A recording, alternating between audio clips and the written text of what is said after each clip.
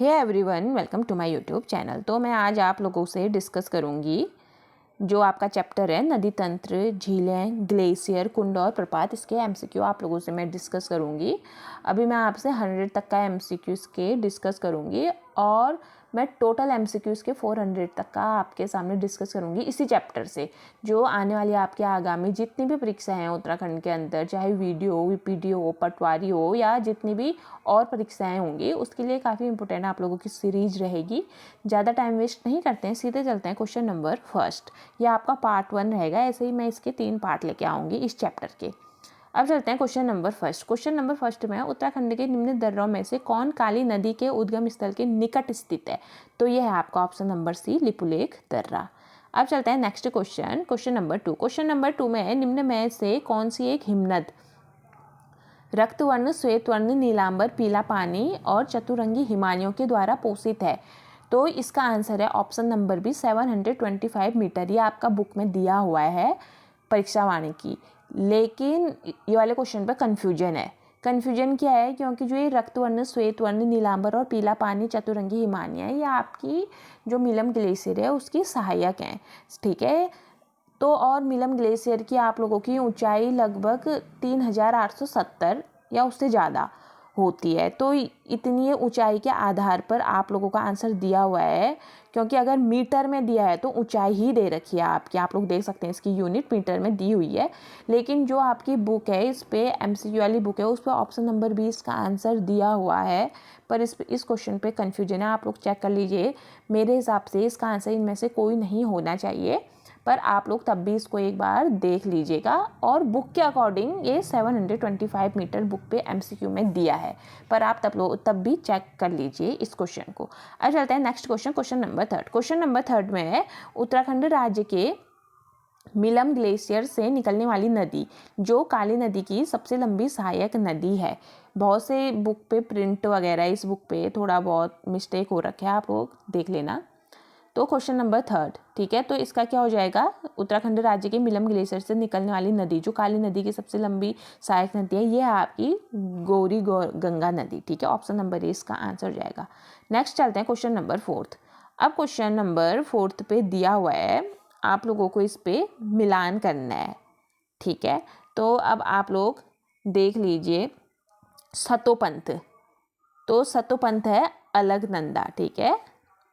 अलकनंदा कहाँ से? सतोपंथ, अलकनंदा का उद्गम स्थान सतोपंथ है। और गंगोत्री आपका हो जाएगा भागीरथी, ठीक है। मिलम हो जाएगा आपका गौरी गंगा। और देखो यहाँ पर को नासिक है, ये नासिक नहीं है, नामिक है, ठीक है। तो नामिक क्या है? पूर्वी राम गंगा। तो अब आप लोग देख लीजिए इसका आंसर क्या हो जाएगा। फर्स्ट का सेकंड, सेकंड का फर्स्ट, फिर फोर्थ, फिर थर्ड, यानी कि सेकंड, फर्स्ट, थर्ड और फोर्थ। और ये कौन से ऑप्शन पे है? यह है आपका ऑप्शन नंबर सी। तो इसका आंसर हो जाएगा आपका ऑप्शन नंबर सी, ठीक है। अब चलता है next question, question number 5। Question number 5 में है उत्तराखंड में शहरी क्षेत्रों में स्वच्छ पेयजल की आपूर्ति का निर्धारण मानक लीटर प्रति व्यक्ति प्रतिदिन क्या है? तो इसका आंसर है आपका 135 लीटर, ऑप्शन नंबर डी। अब चलते हैं next question, question number 6। Question number 6 में उत्तराखंड राज्य के चंपावत में निम्न में से कौन सी झील अवस्थित है? तो इसका आंसर हो जाएगा आपका श्यामला ताल। नेक्स्ट क्वेश्चन है निम्न नदियों में से किस नदी के उद्गम क्षेत्र में सबसे ज़्यादा हिमानियाँ अवस्थित हैं? तो यह है आपकी भागीरथी, ऑप्शन नंबर 20 का आंसर हो जाएगा। अब चलते हैं next question, question number 8। Question number 8 में पूछा गया है निम्न में से कौन सी नदी जो उत्तराखंड और हिमाचल प्रदेश के मध्य सीमा का निर्धारण भी करती है? तो यह है आपकी टोंस नदी, ठीक हो गया। नेक्स्ट है त्रिभुजाकार की नैनीताल में स्थित वह झील जो कुमाऊं क्षेत्र की सबसे बड़ी झील है। तो इसका आंसर क्या हो जाएगा? Option number B, Bhimtal.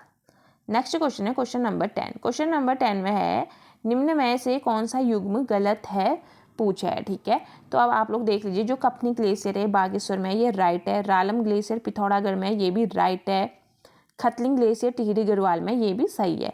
पर जो ये नामी ग्लेशियर है ये बागेश्वर में नहीं है, ये कहाँ है? ये पिथौरागढ़ में है, ठीक है। तो आपको असत्य गलत युग्म चूज करना है, तो ऑप्शन नंबर सी इसका आंसर हो जाएगा। नेक्स्ट क्वेश्चन है क्वेश्चन नंबर 11। क्वेश्चन नंबर 11 में उत्तराखंड के किस जनपद में धौली गंगा जल विद्युत परियोजना स्थित है? तो 11वें का आंसर क्या हो जाएगा? पिथौरागढ़। नेक्स्ट है टिहरी बांध की ऊंचाई है तो कितनी है? ये आपकी 260.5 यानी कि 260.5 मीटर। नेक्स्ट है दूनागिरी ग्लेशियर स्थित है, तो दूनागिरी ग्लेशियर कहाँ स्थित है? ये आपका चमोली जिले में स्थित है। नेक्स्ट है पूर्वी रामगंगा नदी का उद्गम होता है, तो ये कहाँ से होता है? ये होता है आपका नामिक ग्लेशियर से होता है। नेक्स्ट है झिलमिल तार उत्तराखंड के किस जिले में स्थित है? तो ये कहाँ है? ये आपकी चंपावत में। ऑप्शन नंबर डी इसका आंसर हो जाएगा। नेक्स्ट है क्वेश्चन नंबर 16। क्वेश्चन नंबर 16 में निम्न में से कौन सी नदी तंत्र उत्तराखंड राज्य की मुख्य नदी तंत्र है? तो कौन सी है? ये आपकी काली नदी तंत्र। ठीक हो गया। अब चलता है नेक्स्ट क्वेश्चन 17। इस पे लिखा है काठगोदाम किस नदी के तट पर बसा है? तो ये किस नदी के तट पर बसा है? ये बसा है आपका गौला नदी। ठीक हो गया, जो कि कहाँ पड़ता है? नैनीताल डिस्ट्रिक्ट पे पड़ता है, हल्द्वानी। समझ रहे हो? तो काठगोदाम किस नदी पे? यह है गौला नदी पे। अब क्वेश्चन नंबर 18 है। क्वेश्चन नंबर 18 में निम्न में से नंदा देवी मंदिर के निकट स्थित ताल है, तो ये कौन सी ताल है? ये आपका बेनीताल। ऑप्शन नंबर सी इसका आंसर हो जाएगा। ठीक है, और नंदा देवी मंदिर की बात कर रहे हैं तो ये चमोली जो कर्णप्रयाग में है, चमोली कर्णप्रयाग मंदिर के संदर्भ में इसकी बातें हो रही है। यानी कि नंदा देवी मंदिर यहाँ भी है, अल्मोड़ा में भी है, वो नहीं समझना है। ये है आपका चमोली कर्णप्रयाग मंदिर के संदर्भ में। इसका आंसर है बेनीताल है। ठीक है, नंदा देवी मंदिर के निकट स्थित बेनीताल है। नेक्स्ट है क्वेश्चन नंबर 19। उत्तराखंड उच्च न्यायालय नैनीताल में निम्न में से किस ग्लेशियर को जीवित प्राणी का दर्जा दिया गया है? तो किसको दिया गया है? ये दिया गया है गंगोत्री ग्लेशियर को। नेक्स्ट है मानसरोवर यात्रा उत्तराखंड के किस स्थान से चीन में प्रवेश करती है? तो ये करती है आपकी लिपुलेख दर्रे से। ऑप्शन नंबर 20 का आंसर हो जाएगा। नेक्स्ट क्वेश्चन है क्वेश्चन नंबर 21 में गंगनानी तप्त कुंडी स्थित है, तो ये है आपका उत्तरकाशी जिले में। नेक्स्ट है कोटेश्वर बांध टिहरी जिले के किस नदी पर स्थित है? तो ये है आपका भागीरथी पर। नेक्स्ट है कुमाऊं क्षेत्र की सबसे पवित्र नदी है, तो कौन सी है? ये आपकी सरयू। ऑप्शन नंबर डी इसका आंसर हो जाएगा, सरयू। ठीक है, नेक्स्ट क्वेश्चन है क्वेश्चन नंबर 24 में निम्न स्थानों में से किस स्थान पर गर्म जल स्रोत नहीं है पूछा है? ठीक है, तो 24 का आंसर क्या हो जाएगा? गंगोत्री में नहीं है। नेक्स्ट है निम्न में से कौन सही सुमेलित नहीं है पूछा है? तो कौन सा नहीं है? अब देखो, भागीरथी कहाँ से निकलती है? गौमुख से। पश्चिमी रामगंगा दूधातोली से निकलती है। भीलंगना निकलती है आपकी खतलिंग ग्लेशियर से। अब यह है मंदाकिनी कहाँ से निकलती है? इसमें चौड़ा बाड़ी ताल दिया है, जो आपका ये गलत हो गया है, तो आपको गलत युग्म चुनना था, तो आपका राइट आंसर डी हो जाएगा। अब बहुत बच्चों को कन्फ्यूजन होगा कि मंदाकिनी निकलती है आपकी चौड़ा बड़ी ताल, ये सही है सोचेंगे, पर नहीं, क्योंकि इसमें ताल की बात कर रहे हैं। जो मंदाकिनी है ये निकलती कहाँ से? ये निकलती है चौड़ा बड़ी ग्लेशियर से निकलती है। ठीक है, जिसको केदारनाथ ग्लेशियर भी बोला जाता है।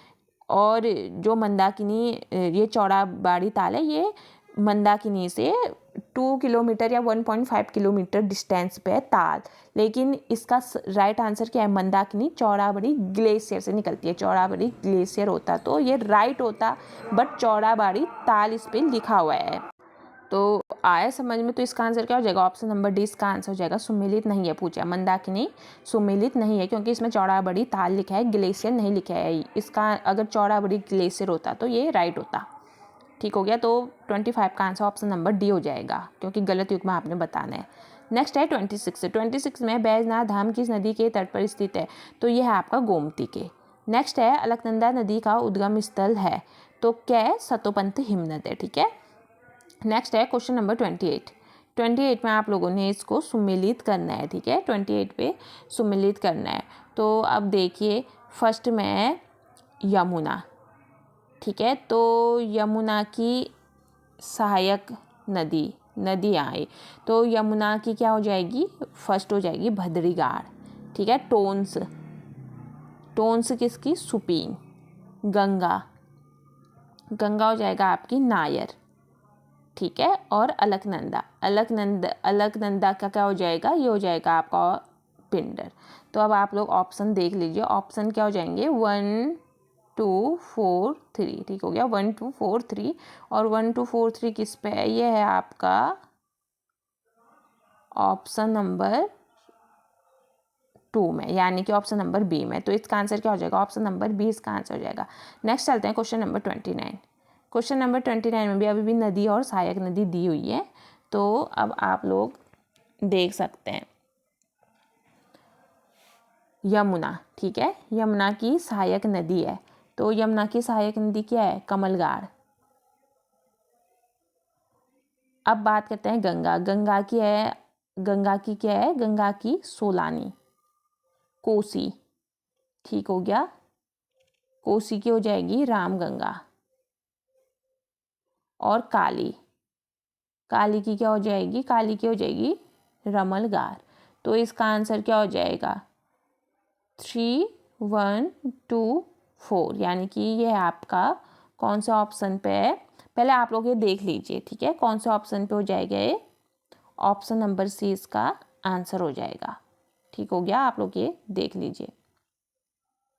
ये आपके परीक्षा वाणी के MCQ हैं, और जैसा परीक्षा वाणी में दिया हुआ है मैं उसी अकॉर्डिंग, जो आंसर परीक्षा वाणी की बुक में दिया हुआ है मैं उसी के अकॉर्डिंग आप लोगों को आंसर बता रही हूँ, ठीक है। और इस पे यहाँ पर को आप लोग देख सकते हैं, आप जैसे यमुना है, यमुना का मैंने बताया था कमलगाड़ यमुना की सहायक नदी है, और गंगा की सोलानी, और काली की आपकी है रमलगार है, ठीक है, ये मैंने बताया था। अब बची कोसी, तो कोसी को हम अब लास्ट कोसी बची है, तो इसको हम राम गंगा ही लेंगे, लेकिन ये सहायक नदी नहीं है। इन जो ये कोसी नदी और राम गंगा है ना, ये दोनों, इसकी जो दोनों की जल प्रणाली है वो अलग अलग है, ठीक है, दोनों का अपना अपना जल प्रणाली है।